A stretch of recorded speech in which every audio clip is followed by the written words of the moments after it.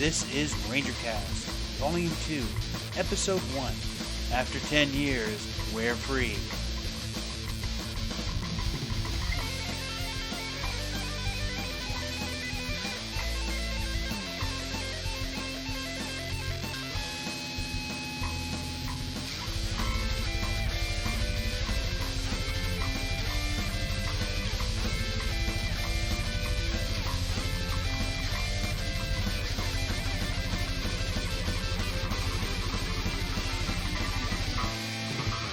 This is Rangercast. As always, I'm Tyler, better known as RitoRevolto, and I am joined by... Hi, I'm Tori. And I'm Lamar.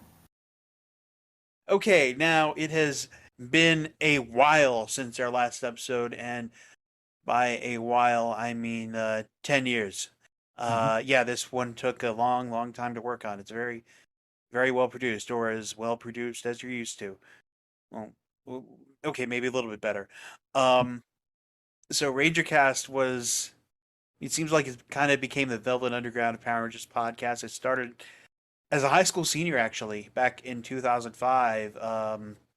Really like the lowest of low budget.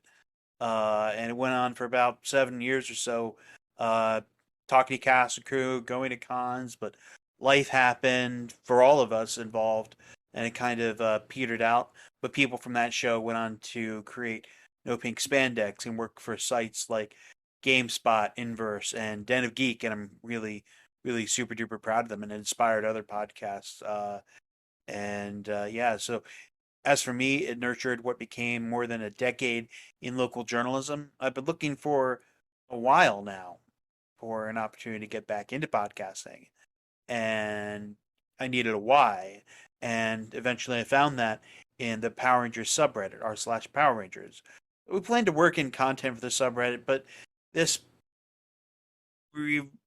reversioning, if you will, of Rangercast will have its own identity, and will work in things and people, personalities who you might not necessarily see on the subreddit. So, folks know who I am. Tori, tell the listeners at home who you are. Hi everyone. I'm Tori. I use she, they pronouns. I'm the host of Giant Sized Violence, the first and so far only fan podcast for Ultra Mega, the comic book by James Herron.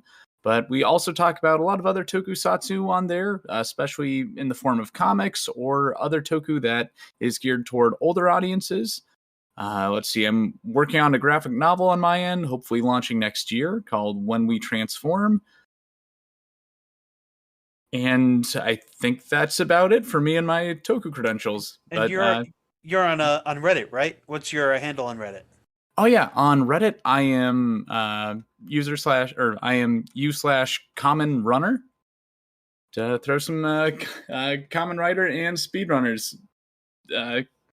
To throw some Common Rider reference in there, and Speedrunners is my favorite game, so Common Runner. Rock on. And Lamar, how about you? Yeah, so my credentials aren't quite that expansive. I've been a Power Rangers fan since before I can remember. I have most recently acted as Alex Drake in Power Rangers the Audio Drama, which is a fan production. I've also been cast in another fan project, which I can't disclose currently, but should be coming up hopefully soon. And pretty avid poster and upvoter on Reddit. My handle is u/RRR-LL, and I'm happy to be part of this. I'm a mod on the subreddit under the username Arisef, and Primo Piccolo from Ranger Board was supposed to be joining us, but he could not make it tonight. Okay, now let's get into Ranger news. So San Diego Comic-Con was light, in fact, non-existent in terms of announcements for the show, but Hasbro was there, and we did get some toy announcements, including a yet another Tommy figure, a metallic armor White Ranger, I think we have a full team of metallic armor rangers right now, which is cool. It comes with the Zeo crystal prop and all that, and it's yet another head for Tommy. Long hair, all like he had in season 3, and also they're doing another Zord Ascension project Megazord or Zord period. It is of course the Dragon Zord, and it will be able to combine with the Megazord toy, which I believe has not yet been shipped. Correct me if I'm wrong. To That's form a correct. Mega Dragon Zord. What do you guys think about the Dragon Zord sculpt? Because So the Dragon Zord is one of those absolutely iconic Zords. That's the sort of thing that I think for most of us, you see that on the screen and you're hooked. The current sculpt, it looks good, it looks detailed, but it doesn't quite have the same, I would say, imagination that the Megazord proper does, because I think what they were trying to do with the Megazord that's going to be shipping out soon is they were trying to do it not just as it was, but as kind of you would have imagined it to be. It looks like for the Dragon Zord, they're going a little bit closer to formula. yeah, I think they do something interesting. Uh, in the show, I believe the Green Ranger was only in the cockpit of the Dragon Zord once, and this kinds of imagines where that cockpit would be. The same way some some media Hasbro's kind of misrepresented where the Dino Megazord cockpit is just for the sake of convenience because they don't make figures that tiny either.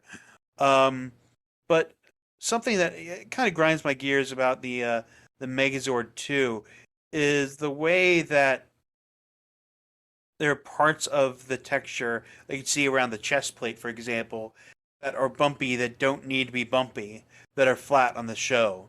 There's a thing with the Megazord as well. Um, and also for me, like I look on my shelf to my left, I've got Legacy Ultra Zord, I've got Mini Pla Dragon Zord. I think I could skip this one. Completely get that. I kind of came into collecting late. I pretty much started just as the Lightning collection started, so for me, this one's going to be a buy. But Mhm. that's because I've wanted the Dragon Zord since before I could spell Dragon Zord. Yeah, and I should actually also say that you can also make Dragon Zord Battle Mode out of the two combined toys. That looks Hmm. nice. Oh yeah. Yeah, Yeah. Hmm? I myself have the old Legacy Dragon Zord from back when Bandai still had the Right. license, Yes, and exactly. Yeah. yeah, that one's got a really nice heft to it. Sadly, got it secondhand, so I don't have all the accessories. And I now have that most recent Hasbro release of the Megazord, not the full Ascension one, just the like mass market, like Hmm. 30-40 buck one. Uh, and it really breaks my heart that they can't combine. I think both Ascension versions of the Zords look amazing, but yeah, I don't know if I can justify dropping $200 on yet another version of both Zords. Yeah. Or like the Zeo Megazord that they put out some time Ugh. ago. That doesn't to your point about heft, it doesn't have the same like die cast kind of weight Mhm. that the Bandai toys did. Yeah. Um, and that I'm It's not gone sure on what's sale a behind that lot. choice. Hmm? It's gone on sale a lot. I've seen it, Yeah. marked down to $35, and I think the simple reason for that is because it's a combining toy that doesn't combine. Yeah. I've seen plenty of Transformers figures that I don't transform, and I'm like, I feel like you're missing the point here. Well, I understand the logic of having put that toy out, because like, you know, when you have a combining figure, you kind of have to pick one. Either it combines or it can move very well. And the Legacy Zeo Megazord, or excuse me, Lighting Collection Zeo Megazord, um, it can move pretty well. Though I still can't get over the fact that the wings are out when that was not a thing in the show. Yeah, the For me, it's the like $80-$85 price point they put on that thing when they released Was it it. that much? I think like it. Well, Maybe it was whatever. only 60. I could be misremembering there, but it was 60 Yeah. to 80. And like, at least growing up, I was used to the version that doesn't combine being the cheap one, or like the one you open, the one you open at Yeah. Christmas, you're excited for a minute, and then once you get it out of the box, you realize, oh, it's that The cheap one. one, yeah. Yeah, because those were usually like smaller, more more kiddie. Though I guess Power Rangers toys. What else do you expect? Um, so moving on, we also did get some comic news out of San Diego, um, which is that Melissa Flores will be writing issues 101 and on alongside artist Simona Di Gianfelice. If I butchered that, I'm sorry. Um, but Melissa Flores, for those who don't know, worked at Saban Brands and transitioned over to Hasbro and was a co-producer on Power Rangers Beast Morphers and was kind of the keeper of canon, working with Boom Studios, working on Power Rangers Hyperforce. All that was her baby for a good few years. And I'm really excited to see her return to the franchise. And I can't really think of a lot of better people who I would have, take the comic into our own hands. And Tori, you actually spoke to her not that long ago on your podcast, correct? Yeah, on the most recent episode of Giant Sized Violence, she came on to promote her book, Dead Lucky, which is her first ever comic that just came out on this Monday. Or, sorry, not this just came out on this Wednesday. And sadly, at the time of recording that, she knew she was going to be the next writer. At least the ink was about to dry there, but couldn't publicly speak on it. So we didn't get to get into that. But I think if I were not associated with Melissa Flores, or if I didn't know who she was going into this, the only concern I would have is that, yeah, she's almost brand new into writing comics herself. But having read Dead Lucky issue 1, it's a really great first issue for a superhero book, and especially one that isn't really like many other superhero books out there and tackles a lot of heavy subjects in just that first 26 pages of the story. So I am fully confident that she's going to do great things with this. She's overseen some of the best decisions on the show, helped shape the comic books already into what they were, since Ryan, Parrott, and Kyle both kind of reported to her for a while. So yeah, I don't think there's almost any better person they could have got for the job. Yeah, I mean the comics have been really a shining point in the franchise. I'd say basically as soon as Boom released Mighty Morphin Power Rangers issue 1, and I'm really excited to see that continue.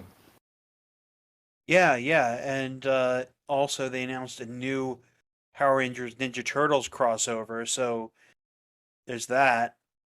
Um, but I am really excited to see what they got cooking after the Charge to 100. But this also means that Matt Groom and Ryan Parrott are both leaving the series. Uh, but cheers to them, especially Ryan, for a really, really, really long and fruitful run, which in his case included some of Shattered Grid. Yeah, I think Ryan has been almost the shining star of the Power Rangers comics so far. Like, to pick up the gauntlet after Kyle Higgins, like, just did the best thing in Power Rangers media in years, and the first thing really targeted to fans our age, and the first major event with Shattered Grid. Like, I feel like he was given the most daunting task to follow that up, and he killed it. Like, he's done things with these characters that I haven't seen anyone else do, and I'm sad to see him go, but at least we're getting him back for the Ninja Turtles Power Rangers crossover again. So I suspect he's not done forever with the franchise in general. But also, like, kudos to Matt Groom for his time working on the book. Like, I think he's kind of what a lot of us fan podcasters aspire to be, going from making his own Ranger podcast, covering every episode of the show on Ranger Danger, and working his way into writing the book and contributing to the story himself. Like, that's about all a fan could hope for there. Yeah, that's the dream, isn't it? Mm-hmm. Yeah. So in other Ranger news, just a couple weeks from now, Paramorphicon will get off in Pasadena, California, its ancestral home. I guess no, its ancestral home would be downtown LA, but that building was knocked down. But I digress. So they're still, announcing guests at a steady pace even now. Most recently, Hillary Shepard, Amy Rowley, Richard Brancatisano, uh, Michael Gatto, who played young Tommy in Alien Rangers. Even voice actors like Jeff Dolan, Chris Graham, Neil Kaplan, Derek Stephen Prince. They're all coming. I don't know how they're going to fit all those tables in that exhibit hall. But we're also hearing more details about events around the con and things you can buy tickets for, including the VIP after party on Friday night, the Gold Ranger breakfast, the field trip, which was a dud last time, though that was not the proprietor's fault. The bus company flaked on him.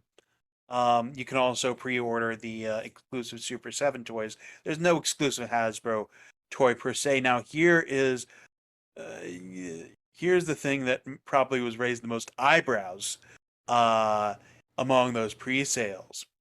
So Ryota Ozawa, who played Captain Marvelous in Gokaiger, he's going to be a guest. And if you want to be guaranteed an autograph, you want to be guaranteed, going right up to the front of the line, no matter which day you want to get that autograph and photo, you got to pay $300. There's a line for people not paying $300. But yeah, $300. I think I heard that just now, that gasp. Oh, gosh. I don't have that in my wallet, generally. I mean, yeah, neither do I. Well, I mean, maybe I will, but, I want to get more than one autograph. But, supply and demand, folks. Yeah. But, yeah.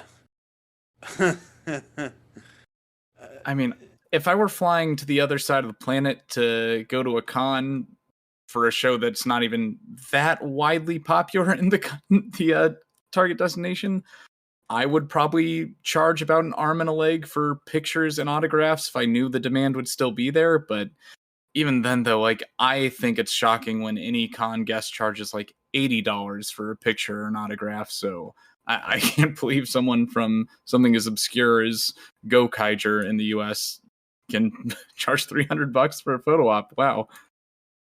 Yeah. I mean, there are other things, about the guest lineup at PMC this year that I have issues with, but a lot of this is old news and in the fandom has been picked over already. I think those of you who know your PMC history know exactly which guest I'm talking about. But I think I'm not gonna beat that dead horse because there's no way they're gonna uninvite Samuel Benta. A little late now. But yeah, so you can go on, buy your merchandise online. I will be there.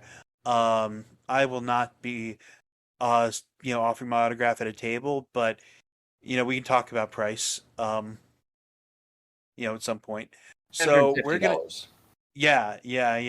It's all negotiable. Under the table, it's easy money.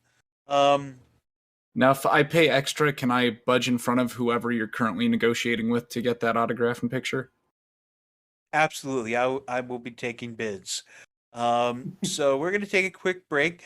Here's a word from some friends of the show. My nephew liked the Power Rangers, and I did this on his birthday where he had all his friends around. They were like, Green Ranger. I said, let me show you the real Sentai. I'm going to show you the episode where Green Ranger actually died. And they were sitting there looking. A couple kids started crying like, no, Green Ranger can't be daddy. And the parents were like, why are you showing our kids? The Anime World Order podcast. Not suitable for children because the truth hurts. Visit us online at www.animeworldorder.com. And we are back, and now it's time for a little bit of tokusatsu news. So the other day, Kamen Rider Kamen Rider Gates, it's confusing to read in English, had their press conference and cast announcements. And you kind of get a Ryuki vibe here, and the fact that they're about uh, at least 7 riders. And rather than fighting each other, there is per se. This new series is built around the Desire Grand Prix, with riders fighting for the chance to remake the world. Kamen Rider Geats, his name is Ace Ukio Hidetoshi, we played by Kan Hideyoshi. He is a mysterious, determined young man whose reasons for joining the Grand Prix will be revealed as the series progresses. Kamen Rider Tycoon, these are 4 main riders, by the way. Kagekazu Sakurai, played by Ria Sato. She is an unemployed college student who dreams of world peace. Kamen Rider Nago, who's Kurama Neon, played by Yumina Hoshino, is a social media influencer who wishes for an ordinary life. I'm reading this from Toku Nation, by the way. Go check their site out. Kamen Rider Bufa, real name is Azuma Michinage, played by Toyo Kazuto, is a fighter who sees Geats as his greatest rival. So music will be from Kodakumi and Shonan no Kaze. That group also did the Gaim theme, Just Live More. The show premieres September 4th. What do you guys think about Geats? Have you guys seen the trailer? I haven't seen the trailer, but I have seen some of the promotional art and that main poster, and I think the character designs from this season look absolutely crazy, and probably my favorite of the last several recent writers. And I have to admit, I'm not as familiar on the Kamen Rider and their associated medias, but looking at the designs, these are clearly some fantastic costume work. My wife's a semi-professional costumer, and so I can see how much work and effort and detail has to go into these types of things. Yeah, they look really great, and I'll be honest, I don't really follow fan subs a lot because it's kind of like trying to get into a speakeasy now, and we're not going to tell you how to find them.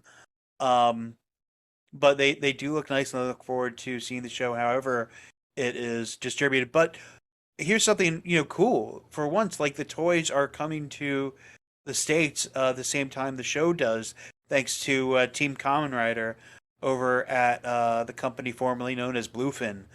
They are bringing the toys over. I think they're like Bandai Namco Collectibles or something like that. They changed the name. I guess it was coming eventually.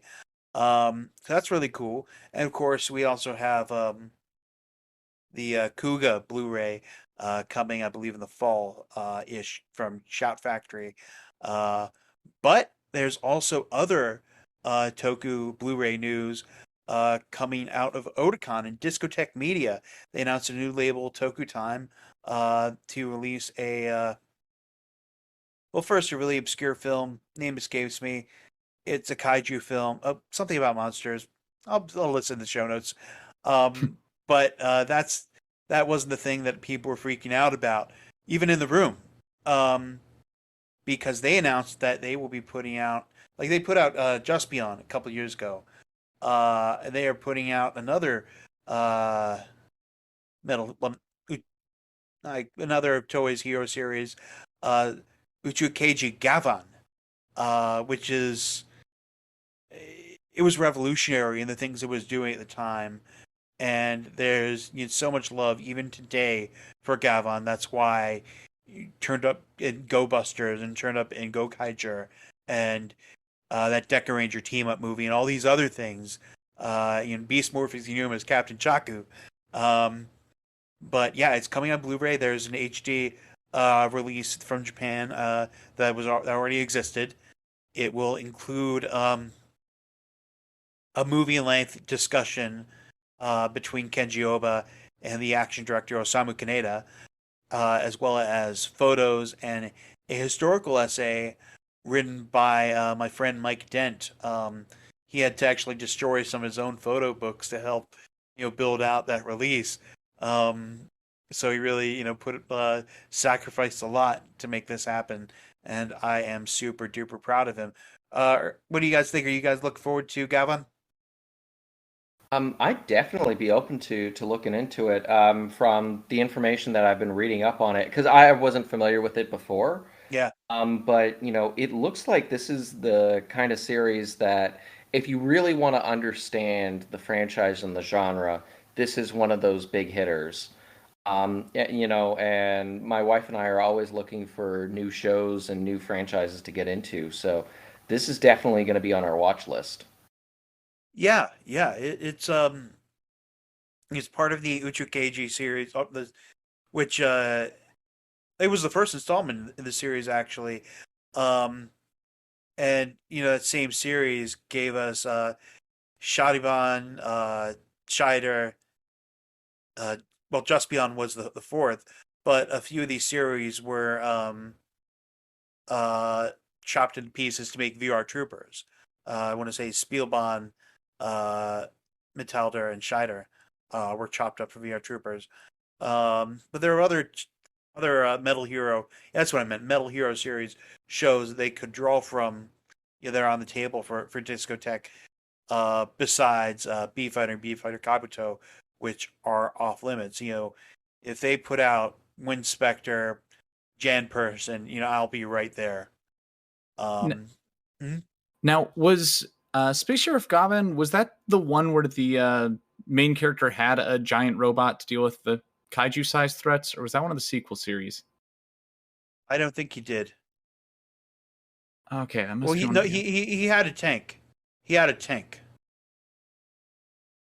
Gotcha. Okay, I forget which one of the space sheriffs has the robot then, Yeah. but I'm vaguely familiar with the series. Know it's super beloved. I hear the movie is pretty good too, which I haven't seen the announcements of that being on this Blu-ray, but I hope it is because I'd love to take in a more condensed form of this material. But could either of you tell us a bit about like what makes this series so influential or significant when it's coming out in the 80s after a lot of the like Sentai and Kamen Rider tropes had been established by that point? I think that it was key in the same way that Spider-Man was key uh, in setting the tone for Metal Hero shows. Like it was the way it was shot, the way it was directed, um, and the action. It really set the tone for a lot of the fighting style that came after that. Also, the just the charisma of Kenji Oba. At that point, he'd already been a suit actor in Go Ranger. He was in an episode of Jakar. He was in Message from Space Galactic Wars. He was in Battle Fever J as Battle Kenny. He was Denji Blue and Denjimon, and it really rides his charisma to success. And I think the proof is in the pudding. Like after Gavan, he reprised his role. Like it was so beloved that in Shariban, Gavan appears in like half the show because fans just wanted him back that bad, and he made another appearance in Scheider, as well as in Metalder, Jiraiya, not necessarily playing the same character, but that's how much people love the character. And also, for those who don't know, Kenji Oba was also in Kill Bill. He was Shiro, the bald sous chef assistant to Hattori Hanzo, played by Sonny Chiba. So if you swear you know him somewhere, that's where you know him from. And in other news, this could have gone the PR block, but didn't quite fit. Koichi Sakamoto, the former stunt coordinator and co-executive producer and executive producer of the show. For those who don't know, after RPM, he went to Japan and started working on Sentai and Kamen Rider and Ultraman stuff over there. The 12th Satellite Broadcasters Association of Japan Original Program Awards, this is reported from Tokusatsu Network.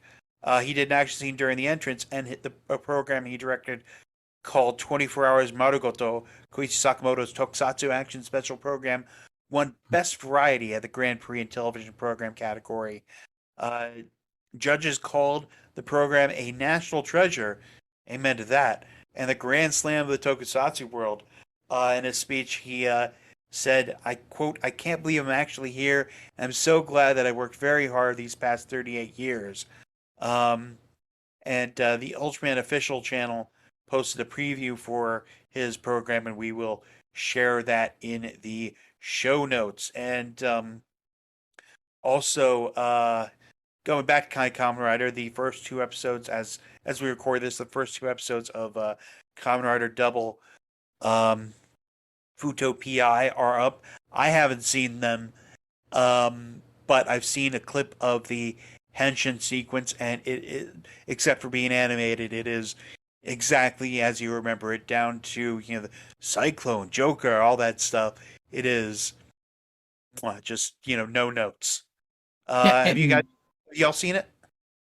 I have not seen it yet, but I'm super pumped to check it out since even though Kamen Rider's referenced in my username, I'm not the biggest fan of Heisei era Rider stuff.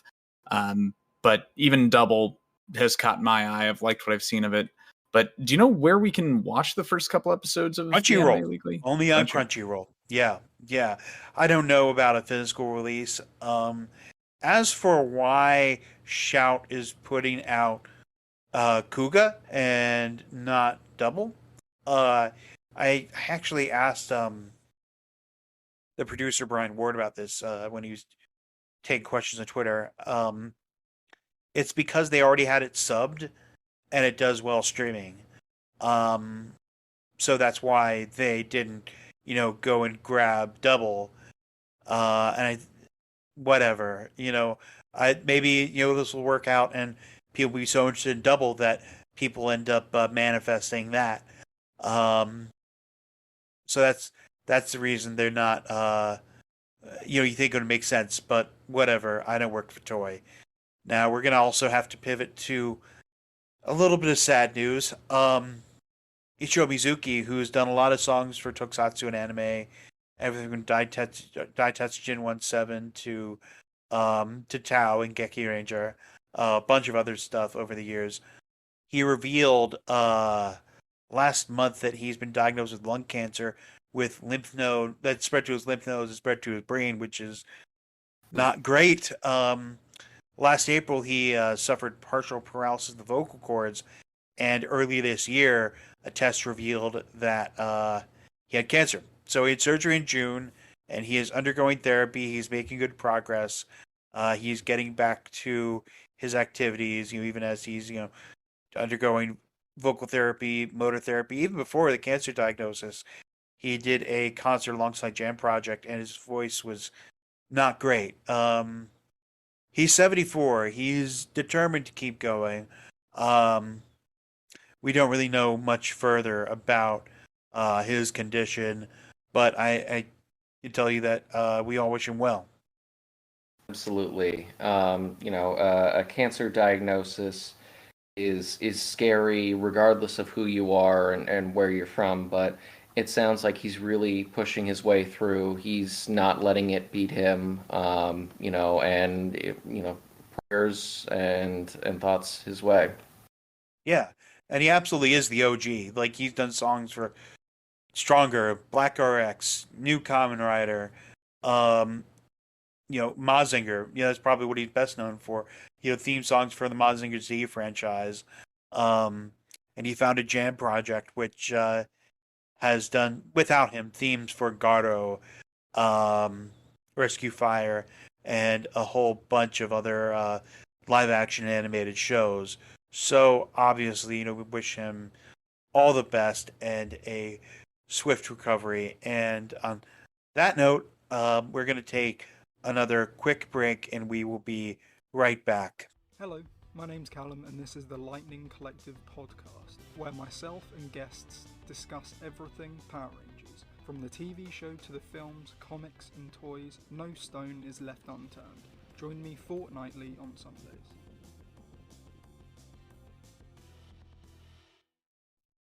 Okay, now for our big discussion topic episode, we're going to be doing, various different discussion topics on episodes when there aren't new episodes to talk about, which, especially with the way that Power Rangers moved more to Netflix, from Nickelodeon. We're gonna have to get a little creative probably a lot of time. Probably talk about episodes in modest-sized chunks. But rather than open with that, we wanted to ask a big question with this first episode back, which is the state of Power Rangers. Right now, everything is very much in flux. After Hasbro, of course, bought the property, AllSpark ran it for about a season through Beast Morphers, and then they bought a company called Entertainment One and moved oversight of the show over to them. And also in that time, the president of Hasbro, whose personal relationship with Haim Saban going back to Bandai and his love for the show, love for the property, is what led Hasbro to buy Power Rangers. He sadly died of cancer. And you wonder like where, not only where the show goes from here. Clearly, they have a new showrunner coming aboard with Jonathan Entwistle overseeing everything, and Jenny Klein overseeing a show specifically for Netflix, but also all these rumors and what have you. And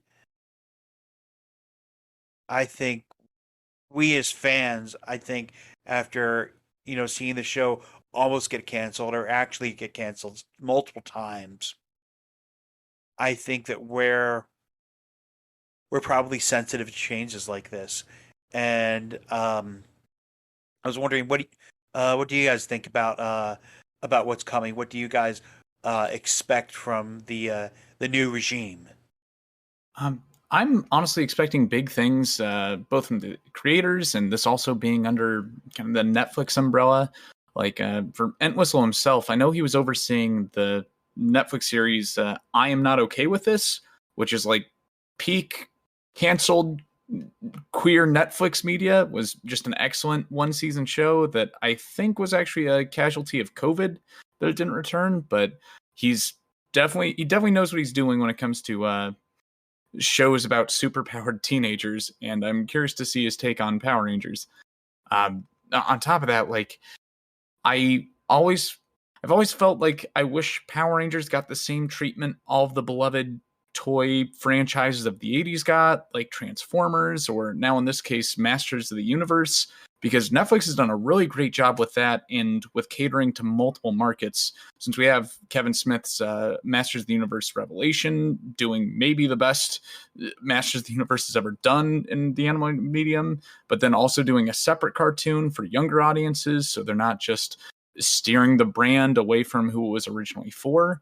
And this being Netflix, I think we have a good chance of seeing multiple series there, or at least multiple projects to cater to everyone. Yeah, I think that's been great untapped potential, and part of this because of toy. Whatever you want to believe about the future of Hasbro and toy, there's nothing to indicate that they're headed to Splitsville, like one site reported. But I think there's always been this, like, kids, like, they're fans, they age out. But you look at Marvel, you have the mass market movies, and you have the mass market TV shows, then you have the shows for kids, and you like, I feel like there's for a long time there's been a way that Power Ranger hasn't really captured the demo effectively. The comics and Battle for the Grid are showing that there is a market there, there's a demand there, and I think that something gives me solace is the fact that they didn't just hire. I don't take this as denigrating the great work that's being done by Simon Bennett, Becca Barnes, Alwyn Dale, and everybody else, but they hired good American talent with resumes, like Jonathan Entwistle, but also Jenny Klein, who created the thing about Pam over at NBC. She also worked on Daisy Jones and The Six and Amazon. She wrote for Cloak and Dagger, Jessica Jones, Supernatural. Those are very, and then Witcher. Those are very, very high profile shows, and it will be interesting to see what she brings to whatever the next iteration of Power Rangers is. There's been talk, I think, Ed Wisler said, in tweets, he's not being shy about this, that he sees it as a new universe. I'm a little apprehensive about that because it means that, like, what does it mean for the old universe, but also how much does it matter if, everybody knows, everybody loves Tommy, are they just going to bring stuff back in almost like the same way that Lucasfilm, under Disney, jettisoned the extended universe, but then brought back or repurposed things as it was convenient for them? Yeah, I mean, the state of the franchise is obviously in flux right now, but honestly, I would say that's a good thing, given kind of the ups and downs. I mean, you mentioned the show had been canceled, what, 2 or 3 times already, and it keeps coming back, and there's a reason for that, and it's us, it's the fans. Now, I think with the Hasbro acquisition, they've really done a good job at trying to invest in the property to try and make it, like you were saying, to the same scale of Masters of the Universe or Transformers. And it's up to us to keep supporting it. And they've been putting out some quality stuff, and clearly they're not just focused on the under 10 demographic and sell your cheap Megazord toys real quick and move on to the next season. They're really trying to make this a long-running franchise. And I mean, yes, there might be changes to the way the universe works, but I mean, the comics themselves are also an alternate universe. The original 6 didn't have cell phones back in the day, but we love the comic universe. So I would say trying to stick too closely to the old canon would limit things in kind of the same way that the comic books like DC and Marvel tend to rebirth their series every now and then. It's good to see Power Rangers, a 30-year-old franchise, doing the same. Yeah. And to your point about what they're going to be doing with the old canon and continuity, I mean, I personally feel like continuity in any franchise should be more of a toolbox should be more of a toy box than a rule book. Like Transformers, for instance, that first generation cartoon has like 3 or 4 different comic series that all splinter out of it, like full on different continuities that use that for original series as their foundation. And I think Power Rangers has a perfect continuity for that already, since all of the interesting things we want to see in this universe about like what happened to the original team in adulthood, where are they now, or like are some of these organizations like Lightspeed Rescue or Time Force or SPD still out there doing things, or like what is the timeline with all of these events and all of these shows? I think there's so many interesting things there that they can explore without having to wipe out any of the old continuity, but they can still just gently nod to it without having to act like it's the end all be all and they have to constantly reference to things that happen to the show. Yeah, I think Melissa Flores once said, behind the scenes, they were thinking about 2025. They were thinking about SPD and what they would do to reconcile the fact that also Mystic Force kind of backed them into a corner on this because they can't retcon that.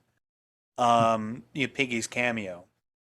So they're kind of it kind of becomes a non-issue if it's not canon anymore, but then it becomes awkward if you decide to reference SPD again and you don't see aliens walking around everywhere. But on the other hand, does the target demo care? I mean, we got 3 more years until 2025. I'm not discounting an alien invasion. Yeah. Piggy was just real early. But I think that if this is, if we're going to hit reset, I think these last couple seasons have been a good victory lap for the old stuff that we liked, celebrated in a fun way. I mean, grid connection was not great, but it was good to see Jason again. It was good to see the Dino Charge Rangers again. It was good to see several characters for RPM who we were not necessarily expecting to see. Accidental casting website updates, notwithstanding. Great to see Colonel Truman, even for just a moment. Great to see Dr. K. You feel like we were getting a taste of something that Samurai kind of deprived us. Yeah, no, I mean, obviously, franchises kind of need to either sink or swim. It's like a shark; you got to keep moving forward, or you'll suffocate. There are some franchises that, like, for example, I love Gargoyles, but they've struggled to be putting out new stuff and trying to kind of keep that moving. And as such, there's almost, the fan base is very small. Meanwhile, you look at Marvel and DC, franchises that are constantly willing to reinvent themselves. And yeah, they make mistakes sometimes in their reinventions. But, I mean, DC is probably not the best example of healthy. But, I mean, Marvel has made, probably $20 billion over the past 10 years, just, by trying things out. I'm glad Power Rangers has taken the same approach. Yeah, yeah. Now, what do you think of the toys lately? Because there's a lot of discussion out there in the fans about the paintwork and and mistakes on Lightning Collection. I mean, besides do better, what do you want to see change or improve about the toy line? Yeah, I'm really not too caught up on some of the detail changes people are complaining about because at the end of the day, for the level of detail these figures are, they're not that ridiculously expensive compared to a lot of other things that are out there. I really like that they're also tending to be adventurous with what Rangers they're pulling from, often pulling cool variants from the comics, like the recent Red Ranger Sentry from the Draken universe. What I would like to see, though, is maybe a couple more of those like they did a Psycho Rangers box, and I think one or two other boxes of several characters or a full team. I think for some of the seasons that maybe they haven't tapped into at all, that would be great. Or like, hey, I'd buy an Alien Rangers box or something like that.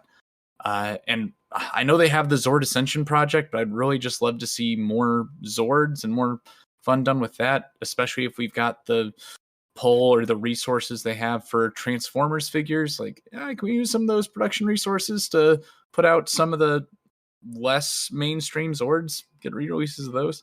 Yeah, but it's an economic question for Hasbro, especially right now.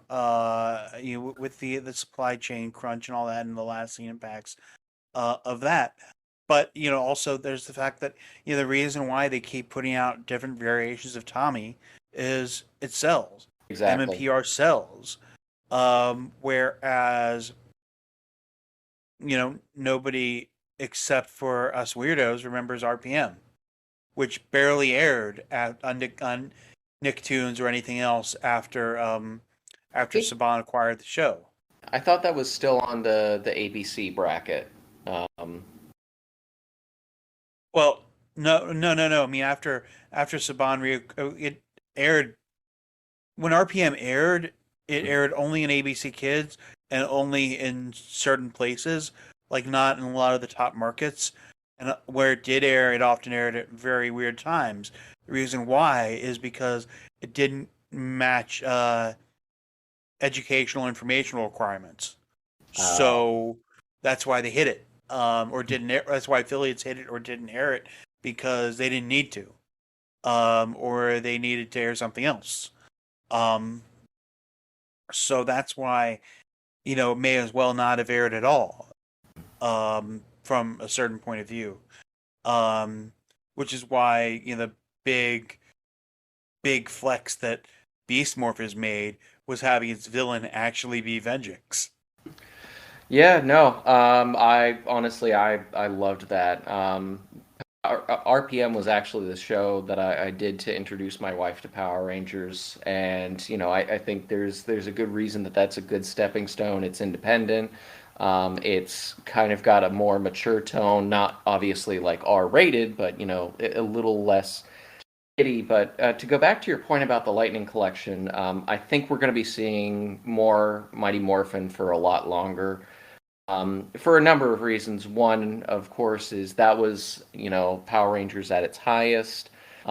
Two, there were 3 years with the Mighty Morphin suits as opposed to 1 or 2 at the most for some of the other suits. In addition, you've also got the comics, which are very popular. That's also more MMPR. So really, I mean, if you tack on the comics run as well, you've got almost a decade with Mighty Morphin and then just a year with Time Force. It makes sense why they would focus more on Mighty Morphin. Big issues with the Lightning Collection seems to be, and as somebody who's been collecting it since the beginning, there's quality control issues that they used to catch that they're not. Like the stripes on Merrick's chest. Or even more dramatic, on the Lightning Collection subreddit, so many people were posting their Ninjetti figures that had 2 left fists. Or I got a In Space Pink that had this huge glue smudge on her visor. And, I reached out to Hasbro, asking like, hey, can you fix this? They just sent me an SPD Pink in exchange. And I'm like, well, okay. And I still haven't been able to track down a good In Space Pink yet. It's been a bit of a declining. I think that's partly COVID, partly it's expensive, and keep it at a good price point. Even though I defended them earlier, I have to cop that the Ninjetti figures, their level of quality control is just abysmal on that. And I've heard there's a few reasons behind that. Like, I think one is that they're developed in a different factory or even a different country than most of the other ones in the line. And the plastic material is different, I think, to better show the cloth fabric of their suits. But I mean, when I went to Target and I saw they had 4 white Ninjetti figures, and each one of them was either like a slightly different tint of white or had a different paint smudge somewhere on it, or like Tommy's face looked a bit different on each one. I was like, wow, these are wild card figures here. And I feel like some of these are going to go for a lot more down the line than others, given just how shoddy so many of them are. Yeah. And this isn't meant to say anything, that we're, cutting ourselves off from the line or anything like that. When the Lightning Collection figures are at their best, they are absolutely gorgeous. I have a huge collection in my man cave. I absolutely love it. I want them to do better. Yeah. But if they're gonna stick with MMPR, remember the last PMC that Bandai was there, Jason Bischoff led a panel and tried to leverage the crowd into chanting for Legacy Collection Tour. Oh yeah. Yeah, Please do it. I would buy that in a heartbeat. I mean, they first need to put out Thunder Zords and all that, and Tiger Zord. I'm sure they're gonna get to it, but just remember tour. Also, another thing that I would happily hand them my money for is making good on a promise Bandai actually did make. That same Power Morphcon. Psycho Pig, Savage Sword, gimme. I want my Corone and Astronema 2-pack already. I mean, make it a 3-pack. Just go all in. I would just make an Amazon exclusive or whatever, but take my money, please. Yeah. We got to make sure we have Astronema. We have to make sure we have Astronema figures with every one of her hair colors, or dang it, we got a riot. Okay. Yeah, no, my wife absolutely fell in love with Astronema. She actually went as Astronema to Ranger Stop and Pop this past summer. So if you If you saw her there, that was us. But no, Astronema is. I forget who exactly said it, but they said that Astronema was the best character that Power Rangers has ever made, and I find it really hard to argue with that. She was very good, and I own the Psychopath. I haven't read all of it because I got other things to do, Hmm. and I have a lot of books in general that I own and still have to get around to reading. Maybe I should read them before I buy more books. But yeah, um, but I feel like I feel better about the direction of the show than I feel about the direction of the toys, even though we know very little about where the show's going and probably won't really know anything more until later in the fall, whenever, like, we're kind of on their schedule. But it's like they'll announce like a fan first Friday or a fan first Thursday or whatever day of the week, and it'll basically be a nothing burger, or it'll be nothing that we didn't already know. And maybe it's kind of a byproduct of how the show is off under E1 and not under, John Hasbro.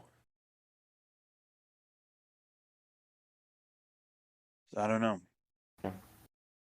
Yeah, I mean, overall, I can't complain too much. Like, I wasn't following the figures nearly as much when they were still under Bandai, but I feel like they've given us a lot to be happy about, or at least they've had a pretty impressive output. So I'm not going to stress about it too much. And once the Netflix series take off, who knows what they might do with the toy lines to capitalize on the new content. Yeah. I think the big thing I think we want as fans, kind of going back to what I was saying at first, we want to know, we want clarity. We want to know what's up. We want to know, the plan. Because I think, we're all kind of, just inherently nervous. Like, is the show about to get canceled? Because, Saban sucked. But, there's still a sense of, like, personal attachment to the show. Like, yeah, I mean, it's about money for him. Everything's about money for him. But you could sense in the way that he talked about the show when he bought it back from Disney for his song, there was a little bit of sentimentality there. Like, that he didn't want to part with it, but had to because it was wrapped up in that joint venture. And he very much wanted Disney's multiple billions of dollars for Fox Family, so he had to part with Power Rangers. But you kind of wonder, is there a champion for PR at Hasbro, and who are they? But maybe that person is Jonathan Entwistle. Like, you want to know that there's somebody on the inside who loves this stuff as much as we do. But we don't even know, for example, if they're going to be a PMC. It seems like the answer is no. But maybe they'll have a video presentation. But because, like, that's normally when cast members go to New Zealand, or about to go to New Zealand, we just don't know what the plans are. You hope. I'd love to be proven wrong. But yeah, so that was our big topic for this episode. We hope to be with you in another couple weeks when we may be discussing some Dino Fury or another subject yet to be determined. And I've been Tyler. I've been Tori. And I'm still Lamar. All right, and we will catch up with you next time on Rangercast. If you like what you just heard, visit Rangercast.net or find us on your favorite podcast app. Rangercast is distributed under a Creative Commons license. Share it, don't sell it. Rangercast's opening theme was composed by Daniel Park. The ending theme was by Tyler Waldman. This episode is dedicated to the memory of Robert Axelrod, Grant McFarland, and Scott Page Pagter. May they all rest in peace.